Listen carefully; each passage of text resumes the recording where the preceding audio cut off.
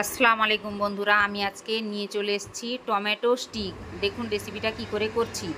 প্রথমে একটা জামে নিয়ে নিলাম মোটা দানার সুজি, তারপর নিয়ে নিচ্ছি টমেটো পেস্ট, এরপরে আমি নিয়ে নিচ্ছি মশলার মধ্যে আছে লবণ, চাট মশলা, লঙ্কা গুঁড়ো,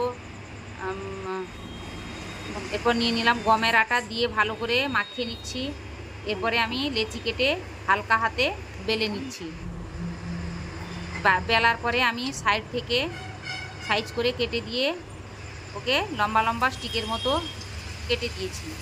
এবারে তেলটা গরম করতে বসেছিলাম, তেলটা গরম হয়ে গেছে, ওতে স্টিকগুলো একটা একটা করে আমি ছেড়ে দিচ্ছি। রেসিপিটা অবশ্যই ট্রাই করবেন, খুবই ইজি। এবং একটা সাইড হয়ে গেলে আমি একটু ওলট পালট করে দিয়েছি। এবারে ভাজা হয়ে গেছে, আমি ওটাকে একটা প্লেটে তুলে নিচ্ছি। এবারে আমি সার্ভ করে দেখাচ্ছি। রেসিপিটা ভালো লাগলে লাইক করুন, কমেন্ট করুন, শেয়ার করুন এবং সাবস্ক্রাইব অবশ্যই করবেন। নিচে দেওয়া বেল আইকনটি ক্লিক করবেন নতুন নতুন রেসিপি পাওয়ার জন্য। এবং কেমন হয়েছে রেসিপিটা অবশ্যই কমেন্ট করে জানাবেন।